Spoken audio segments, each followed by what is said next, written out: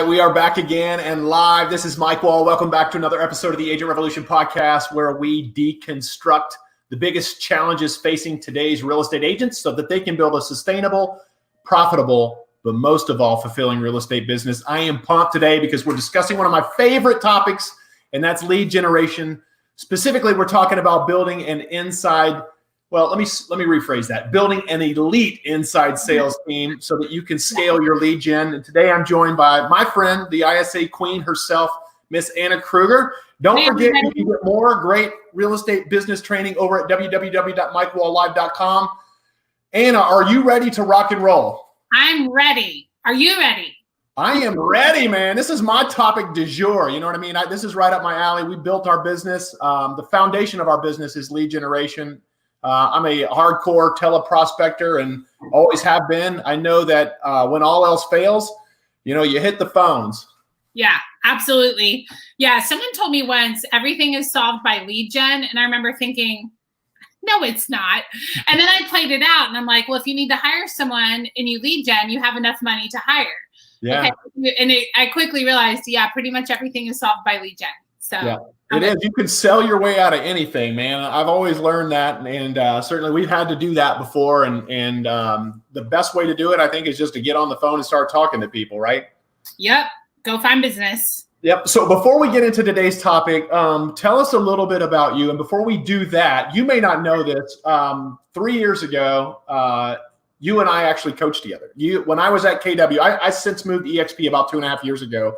Yeah. But you coached our ISA team when we were at KW. I know you coached a lot of people through MAPS and the ISA coaching there. Yeah. But that's how I first came to know you. And, you've kind of taken this on as as you've aligned yourself with, this is what I'm going to do. I'm going to get really good at this. And people are going to want to hire me to coach their ISA teams. And certainly people have done that. You work with some of the top ISA teams around the country. And I know you're going to add a lot of value today, but before we get into today's topic, tell us a little bit about your background, how you got into what you're doing. Yeah, great question. So first of all, thank you for having me. It's great to interact with you on here. This is one of my favorite things to do. So I'm excited. Glad to have you. And my background, actually, I was a Baltimore high school teacher and always said, kind of with like this air of arrogance, quite frankly, that I would never do business or sales. So it's kind of funny to me now what's happening. Yeah. But I left teaching for politics, like many teachers do, ended up as a college advisor. And in my mind, the college advisor was like, ooh, this is fun. You get to talk to college age students. And really, it was inside sales. And totally business, totally sales. Yeah. And I just made a decision. I was a couple months in, and I thought, I either need to figure this out or leave the industry because I'm not doing anyone any favors. So I either need to get it together or I need to choose to leave the team. I was the lowest performer on the team. And I learned some language patterns, fell in love with it. I ended up realizing that inside sales really is education. Yeah. I'm just not educating people one-on-one versus in a large classroom. So that was in 2006 and 14 years ago. And I now have 26,000 hours inside sales experience, either doing it or leading those that are in inside sales. So wow, really my passion. I never would have thought this would be what I'm doing. And I actually love it. I'm really take out your pen and paper, folks. 26,000 hours. You're about to get some knowledge. You're going to learn a lot probably of what I failed at. So I'll hopefully fast track you to help you avoid what not to do. Yeah, no. I love it. And so this idea of inside sales, by the way, it's not new anymore. People have been doing it for a while, but why did this come about? Yeah, well, it's the typical issue of I'm busy servicing clients. I'm out showing houses or listing houses.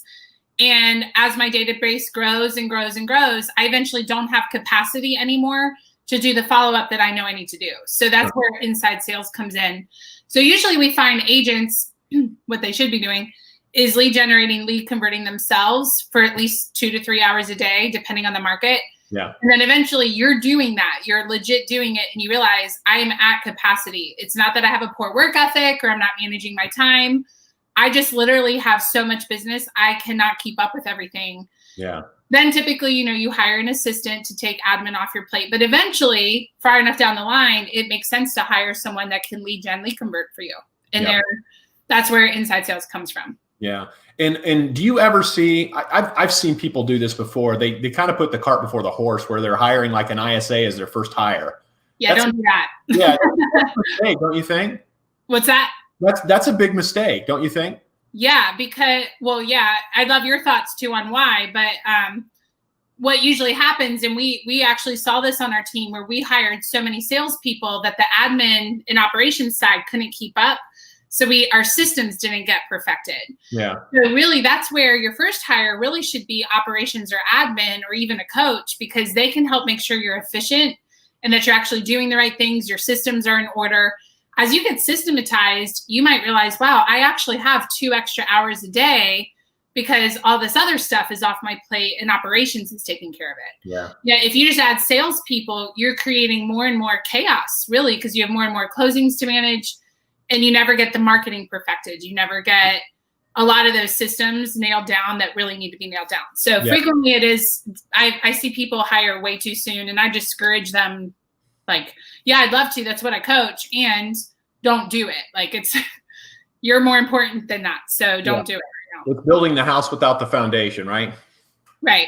Absolutely. And you see, like there's so many different things you can do with ISAs, both in selling residential real estate and on the investment side, and a myriad of other businesses as well. But we use them for both. My thought was, when we scaled out our team, it was the team leaders should really at the surface level, they shouldn't stop lead generating. They really shouldn't. And if you get to the point to where, you are 7th level, quote unquote, where you can step aside from your business, certainly you should still have somebody of your stature making phone calls. Not to say that ISAs aren't, of your stature, but ultimately you've got to have somebody at the end of the road there that's going to be, doing the conversions.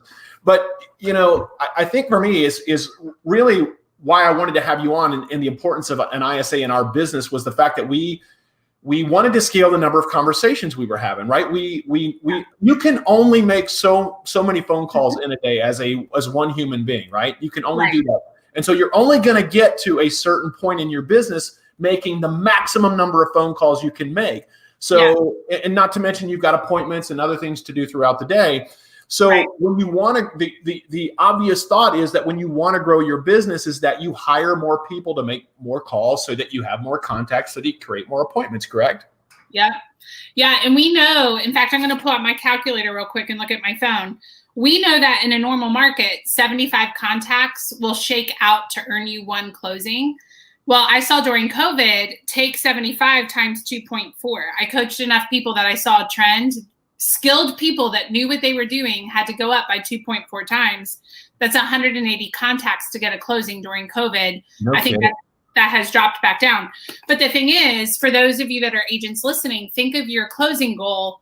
And then, if it's 100, multiply that by at least 75, if not more. Ideally, your own number. Yeah. You know how many contacts it takes you to get a closing.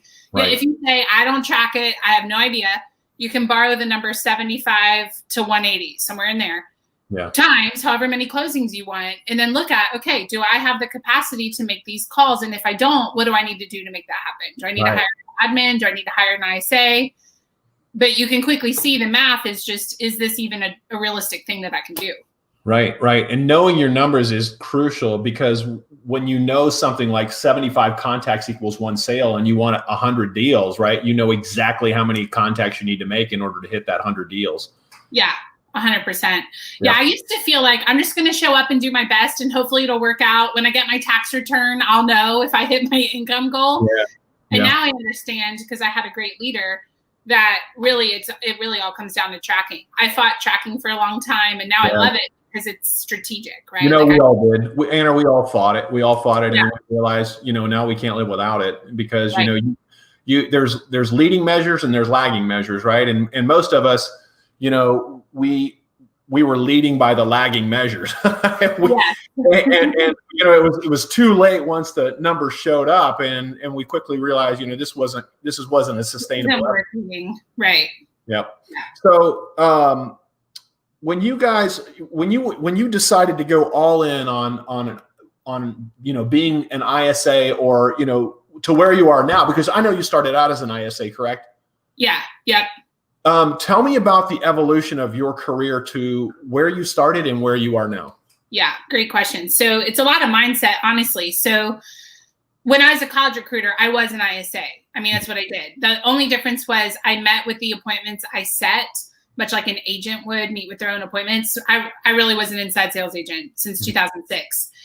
And I eventually, I started selling from home over the phone because my mom was sick with cancer. And I'm going here. It sounds not businessy, but I want to encourage people listening. I chose to work from home so I could be a caretaker for my mom. Right. Well, the job I could do to be a caretaker to take care of my mom while she was sick was inside sales. And I remember a season of about 6 years where I thought, this is not what I want to do. Why am I here? My life is way off track. I feel like I was on a racetrack with my friends in our early 20s, and we were all like keeping pace with each other career-wise. My mom got sick. I fell down on the track, and everyone just kept running. And my life was so off track because I knew I love to speak. I love to teach. Well, now I view it as it was really like if I take this cup, it was almost like I got stuck in this position and I viewed it as I'm off track. And really, it was the perfect preparation for what I do now. That's how I racked up all that experience. Yeah. So I just want to encourage people that you feel like you're doing the right thing. Maybe your life circumstances aren't what you want them to be, but you know you're doing what you need to do for right now. I knew taking care of my mom was the right thing. Yeah. It did not feel like a right career decision, yet I knew it was the right thing. It was actually preparation for a future that I couldn't even imagine. So that's how I racked up all the experience. Was I worked from home selling over the phone.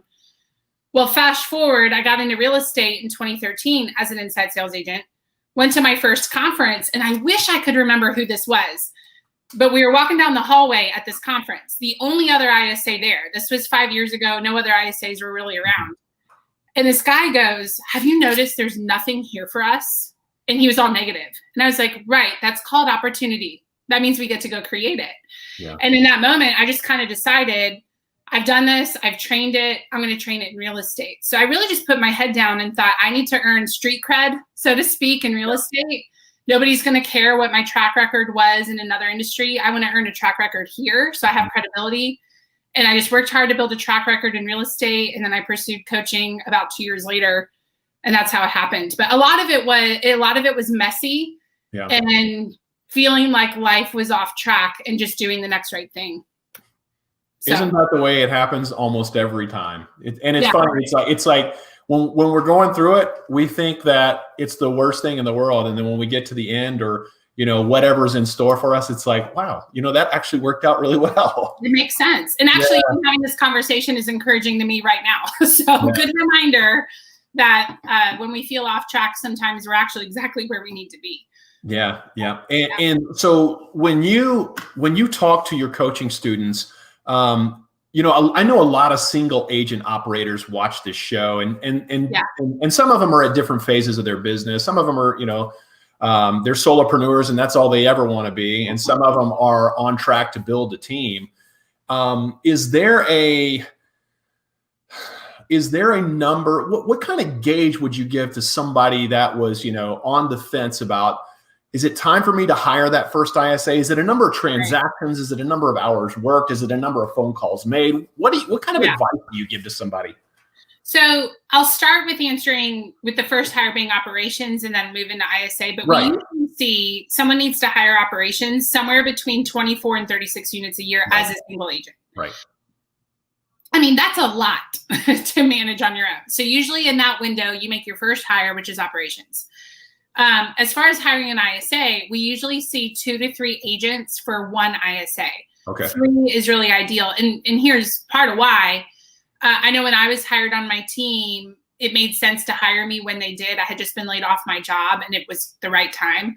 However, we only had 2 agents. And after me lead generating a short period of time, we didn't have enough spots. Their schedule was absolutely full.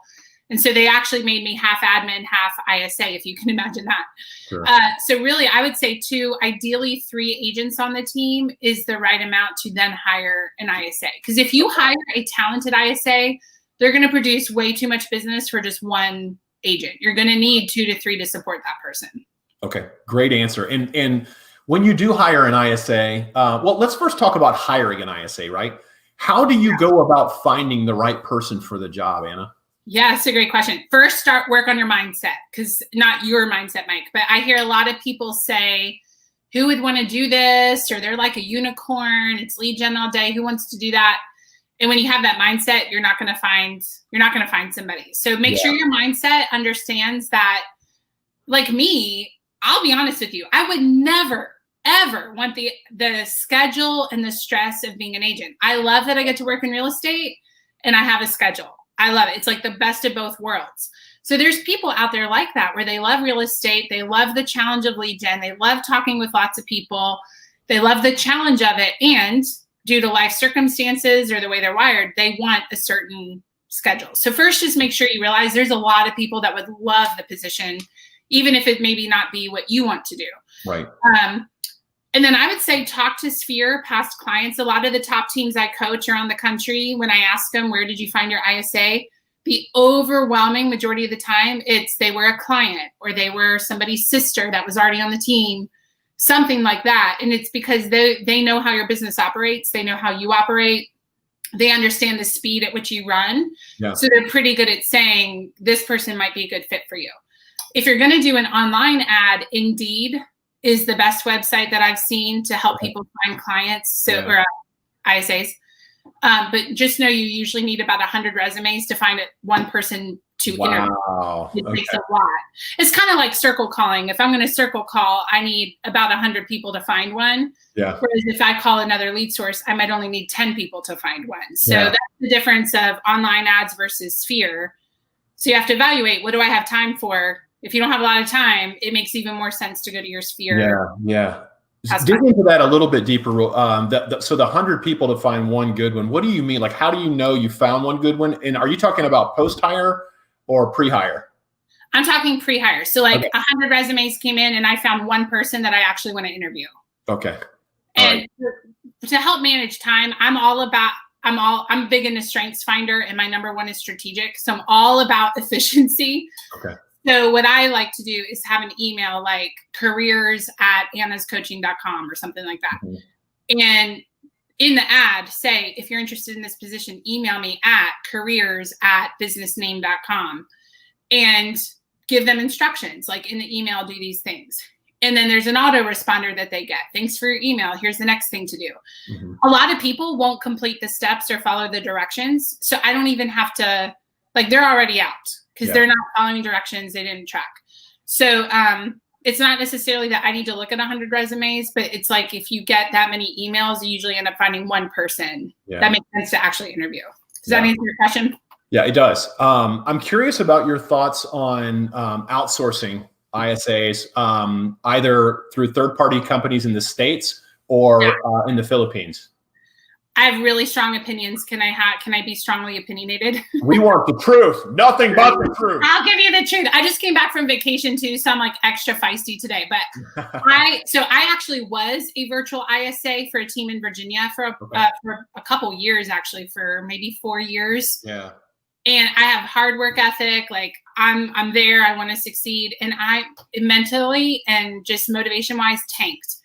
And I've coached enough to, I'm saying that to give validity, because people sometimes dismiss. I'm like, guys, I was a virtual ISA, and I'm telling you, it's really tough, because the people wired to be great ISAs are typically people oriented. They need to be around their team. Yeah. So it's like when you take the profile of a strong ISA, they also typically need to be with their people. Now, there might be a unicorn out there that's the exception. It is not the norm, however. So I've also coached enough teams, and I've kept an open mind. I would love to know that virtual works. Somebody prove me wrong, and I have yet to see it happen. Yeah. I do think virtual can work if you're doing circle calling, and it's very low risk. They're just calling to find the random person that's like, I can't believe you called me today. I'm interested. That's really the only time that I've heard virtual work. And then even then you have to be careful, because there's state laws around licensure and what they can do or can't do. Yeah. So I believe local ISA licensed is the way to go. Yep. And guys, so what she's saying here, and by the way, I can back this up as well, is if you're going to hire somebody virtual, your expectation should not be for appointment setters. It should be to find hand raisers. These are, nurturers. These are potential potential sales in the next 12 months, right? Where you're just getting to somebody to say, yeah, hey, we're probably going to sell in the next, 3 months, 6 months, 12 months. And then what you're doing, and then that falls on you and your team to nurture that lead into an appointment, right? Yeah. They're really good at finding the random people. Right. And so essentially what you're doing is you're building a better list for your prospectors that are stateside, right? Yeah. And I think virtual can be great. Like I know of teams that use virtual, they're not ISAs, yet they use them to run reports and like audit the database, almost like a lead manager. I see that work great. Okay. It's the actual phone calls where I see it fall apart. So I actually was interviewing someone virtually today. I believe in virtual, just not for virtual ISA. Yeah. So do me a favor, walk me through how you like to set up your ISA teams. And what I mean by that is let's talk about lead sources, right? Let's talk about, let's say you're using, Vulcan 7 or Mojo for your expired for sell by owner data. You have also online lead generation through a Boomtown or a Sync platform. You've got all these different, sources, lead gen sources working. How do you set up your ISA team to respond to those lead sources? Yeah. Well, I'm a customizer, and I think especially if you have more than one ISA, I want to figure out what are the top 5 sources for each person. So for example, there might be one ISA on the team that just loves sign calls and they dominate it. Yeah. Well, maybe there's another ISA who's like, they don't give me energy. I'm kind of neutral. So let's let that other ISA really dominate the sign call. So I believe in exposing them to the lead sources and then funneling it down to what is this person's top 5. Yeah. What are they the best at converting, and getting them to have their own top 5 sources that they just really run with and dominate. Yeah. As far as training them, we don't know when they're new, right? So I believe in giving one script at a time. So many ISAs, I have a Facebook group called ISA Mastermind Group, super creative, right? Yeah. And I get messages all the time in that group from ISA saying, I'm new and I just got all these scripts and I'm overwhelmed. I don't even know where to begin. So I find it best to say, here's one script for one lead source. And the way you unlock the next lead source and the next script is to master this one and role play with me without having to read word for word the script. Like you can lean on it, but I don't want you to have to read it like you don't know anything about it. Right. When you can demonstrate that, I'll give you the next lead source and you keep going until you find their top 5. Yeah. Love it. So talk to me also about, when, let's say you do make that hire, right? That first hire, and what kind of expectations are you setting for that person? Yeah. As far as like production, things like that. Let's say, what is an ideal day for an ISA? Yeah. So 70% of the day should be active lead gen. And I say that a lot of people probably are like, realizing I'm not doing that if you are an ISA. What that would mean is if you're working 8 hours a day, 6 of them are on the phone. And that gives you 2 hours for, reporting, team meeting, other things. What I find is there's a lot of talented ISAs who have so many team meetings on their plate that aren't necessary or just distractions that they're not actually producing what they could produce if they had that 70% of their day actually on the phone. So 6 out of 8 hours on the phone. Morning is best before 11 a.m. Studies have shown, and I know you know this, but people that don't know your number have more willpower in the morning, so they're more likely to pick up in the morning. After 11, it's like your cell phone battery, right? I'm kind of drained. I need to plug in. I don't have as much energy as I did first thing. So in the afternoon, it's best to call follow-ups that already know your number. They're more likely to pick up. Whereas after 11, people that don't know you are more likely to just let it go to voicemail. Yeah, mornings are where it's at for sure, man. I was a 7:45 guy. You can't plug into a dialer at 7:45, but you can certainly get some contacts. Yeah. So talk to me also about like accountability and tracking. Like what kind of, somebody that's new to this, right? Obviously they know on some level that there has to be some layer of accountability and obviously tracking. Yeah. What kind of tools and resources are you using, or are you seeing your students use? Yeah, so I have found as an ISA, I felt this way, and then coaching ISAs, they often express it. The team usually will have a tracker, whether it be like CTE or something the team created. Yeah, it's usually for the whole team. Right. And what I hear is the ISA says, I do track, I put my numbers in there. And then I'm like, okay, well, what's your contact to set ratio? And they have no idea. Yeah. And what we find out is it's so complex because it's the whole team in one tracker that they don't use it in a way that's actually helpful. Right. Operations probably does, and the Rainmaker probably does, but the actual individual person doesn't. Right. So I just paid somebody to make me a tracker. Mm-hmm. And I give it out through my coaching program. And it's the tracker where we do dials, contacts, set, held, signed. And it tells you, you put in how many closings you want, and it'll feed you, okay, you want that many closings this month? Based off your conversions, here's how many contacts you need every day. Yeah. So I find people usually have to create their own thing, or if you're in the program that I run, I give it to you, because there isn't a simple tracker that I have found. So I just made one. So it's usually through Google Sheets.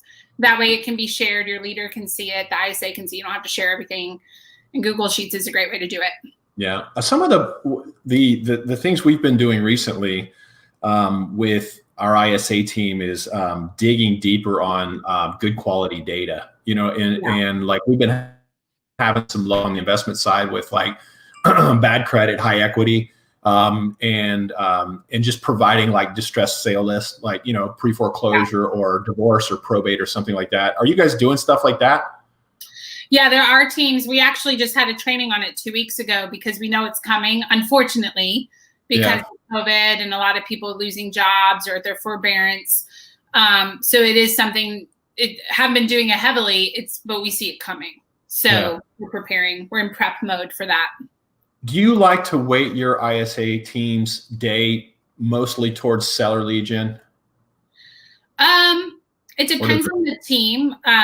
So I believe a good mixture of both, with probably 60% of your time sellers, 40% on buyers. I used to be way more seller driven. However, I started realizing a lot of buyers are also sellers. Yeah. So it's like you get a 2-for-1. When I talk to a buyer, I usually set 2 appointments, buyer and seller. So I also found that ISAs that only work sellers burn out really fast. I only knew one ISA that had only worked sellers, and she'd been in an ISA for 5 years. Well, she recently quit. And when I asked her why, she said, I'm tired of only working sellers. It's exhausting. I want to work both. Yeah. And so I recommend that the ISAs work both. I think if you lean towards sellers, that's fine. Maybe at 60%, again, because a lot of those buyers are also sellers. Yeah. Yeah. Love it. Love it. Love it. Talk to me about some of the tools that your ISAs are using. And if you don't mind, can you use some specific names of technology that you and your team like? Yeah, so I believe melissadata.com is great for pulling like neighborhood turnovers. So if we're going to circle call, melissadata.com is great. Guys, real quick, Anna, before we move on, what she means by neighborhood turnover is it's the number of homes in that neighborhood times the number of homes that sell creates a percentage. And I think you want to be above like a 6 or an 8 at least, right? Yeah, it's 6 unless there's a good reason. So for example, if there's a hot spot downtown that you want to target and it's 4%, yet it's right next to your office and you want to dominate it over time, call the neighborhood. But 6% or higher is what you're looking for. Okay. So Melissa data for your turnover rates. What else? I'm a huge Boomtown fan. So I love Boomtown. That's what I used, and it made it so simple. I remember being before Boomtown and everything was chaotic. And once we got Boomtown, everything was streamlined. So huge into Boomtown. You have to be careful with dialers these days. I hate to say it because I have been a dialer fan for years. Yeah. There's a lot of legal issues going on. So people are, you got to be careful. But I do think that things like Vulcan are great for pulling numbers. So like pulling expired numbers, pulling FSBO. Vulcan is the best one that I've heard of for that. You just have to know what everyone should do is check with their local area on what can we do with dialers. Just check with your local broker. Sure. But it's great for pulling data, even if you end up hand dialing it. What else do we use? Oh, people ask all the time about headsets. Mm-hmm. Do you run into that? Yeah, sure. I like the HyperX gaming headset. It's comfortable. It drowns out the noise. It's great. Those are just a few things. Yeah. What do you say? One of my biggest fears, and I'm sure this is the fear of some of your clients, is that, if I hire an ISA department, that gives my team a pass not to lead generate. How do you answer that? How do you respond to that question? Accountability. I think what you measure moves, and what's the saying? I'm trying to remember it. You might know it, Mike, but it's if something doesn't have a consequence, then it's just a suggestion. Yeah. So if someone's listening and they say, no, I want my whole team to lead generate, I do not want ISA department to become a crutch. Yeah. Well, then you need to have consequences and accountability around it. That's it. Right. I mean, whatever you talk about and have accountability around is what will happen. So this is hard to hear as a leader, and I'm speaking to myself as well as a leader. Yet when you see things happening on your team that you're not okay with, it ultimately comes back to us of what am I doing that makes it seem that that's okay? You know, what am I not talking about? What am I not holding people accountable to? Because I've created this environment. So it's actually easy. I know a lot of teams that the agents lead generate 2 to 3 hours in the morning with the ISAs, and then the ISAs keep going while the agents leave in the afternoon. Yeah. So it's very common. You just have to have a standard around it. Yeah. And another thing you can do is you can put in place some qualifying metrics for your agents to receive appointments from your ISA team, right? And maybe that's dependent on the number of appointments you're on per week or the number of dials you make every day, right? Yeah. I'm a huge fan of that. Yes. Yeah. That definitely has been helpful for us. Talk to me about some of the pitfalls for hiring an ISA team, something that we may not, the layman may not think of when they're building out an ISA squad. Yeah. So there's 2 things that come to mind, and it's because they're the things I hear people complain about all the time. Mm-hmm. So I'll tell you what not to do. Okay. What not to do is talk about the ISA position as if it's entry level. Mm-hmm. So what I mean by that is some teams, and let me back up. I actually love the concept of what they're doing. I don't love how they talk about it. So we just have to change how we talk about it. But a lot of teams will have agents start as ISAs, and they say, you start as an ISA, and after 3 months, you become an agent. Mm-hmm. Well, what it does is it creates this idea that ISA is entry level, and my goal is to get out of it as fast as possible, because now I'm like in my real job. Yeah. And we on our team one time, and it turned out fine. We're like brothers and sisters. But I heard agents saying, our job is more respectable than the ISA position. And I got very angry, and I had to wait. Then we talked about it. And I was like, where did that come from? And they said, well, you start as an ISA and then you become an agent. Listen, a good ISA is results oriented. They're assertive. They really should be one of the most talented people on your team. And it's not that their position is better than any other position. It's just they're the first domino. Anyone doing lead gen, lead conversion, whether it's an agent or an ISA or whoever, that activity is the first domino to every other position existing. Yeah. So we need talented people. So we want to talk about it as if it's the value it is. It's not entry level. You don't start as an ISA and then graduate to something else.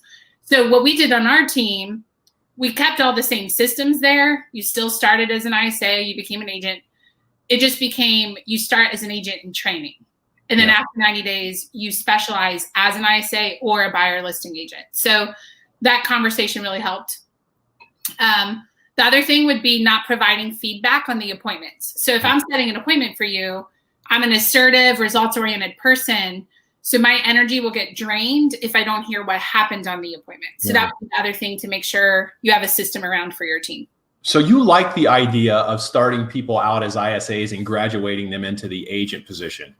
Yeah, as long as we don't use those words, but yes, because I think it helps. Lead gen over the phone is the most challenging conversion point, right? Like if 100%. I'm in front of someone, it's a lot of the most important. What's that? It's also the most important. So, and by the way, I agree with you. I think it's a phenomenal idea because you're teaching people how to fish, right? Right. You're not giving them fish, you're teaching them how to fish. And I don't think there's anything more important to that, because what we talked about prior to going live here is the fact that you can always go back to lead generation. You know, if it's great to have sphere of influence business, but if that's not showing up for you, you got to have somewhere to go to create business. Wouldn't you agree? Right. Yeah, 100%. And it just reminded me when I learned how to drive a stick shift, my uncle took me out in his little Z28, and he didn't tell me at the time, but it had one of those sports clutch. It was like it was really sensitive, way more, technical than the typical clutch. And every other stick shift has been easier since then because I learned on the hard kind, right? And so it's kind of the same thing of if you can convert over the phone, you absolutely can convert in person. So I'm a huge fan of you start off lead generating. We're going to call it agent in training, and then you specialize after that. But yeah, the idea of you start as an ISA, become an agent. Yes, as long as we just use different words. But yeah, I'm a huge fan. Can you build an ISA team to recruit? Oh, to recruit agents? Yeah. I mean, you could. I don't know of a lot of people doing it, but it would all just be around training. So are you talking about like a big team or maybe for a brokerage or something? Yeah, like if you had, let's say you had a real estate team and you were looking to scale the number of agents you had, right? Like the number of listings you had if you're a listing agent. And would it work or could it work to hire an ISA team to help, recruit for your team and build your team? Yeah. Actually, now that I'm thinking about it, I coach a team and they have 11 ISAs. And one ISA is dedicated to, they're not talking to buyers and sellers, they're talking to other agents, building relationships with not for buyers and sellers. Yeah. I love it. I love it. I love it. Well, we're coming up against the clock here, and I do want you to be able to talk about what you're doing right now and how we could be a part of that. So I'll turn the mic over to you for a minute and tell people how to get in touch with you, what you do, what kind of people you're looking for. Yeah, thanks, Mike. I really appreciate that. So I do a couple things. I believe in having 5 streams of income, so I'm working on getting there. So I do coaching with MAPS. So I have a group program for ISAs. I also have a group program for people that want to hire ISAs. So it goes a lot deeper than what we were able to do today about how do you lead them, how do you hire them, how do you pay them. So once you hire them, there's the other program for the actual ISA. So you can learn more about that if you just go to annascoaching.com, annascoaching.com. It'll pop up both programs. That's a great URL, by the way. What's that? That's a fantastic URL. I'm surprised you got that. Me too. Well, I found people were like, we can't find your program. Where is it? So we were like, all right, annascoaching.com. We got it. So if you go to annascoaching.com, it's there. Love it. And then I also do consulting. So the difference would be the coaching is more training on a webinar. Yeah. Sometimes I have teams and they say, we really want like customized. Will you watch us lead generate and in the moment tell us what we're doing right and what we need to change? Sure. Can you help us build? And it's more short-term projects, which I love. So I also do consulting. So if you're interested in either, just email me at mapscoachanna@gmail.com. Mapscoachanna, like a roadmap, MAPS. So mapscoachanna@gmail.com.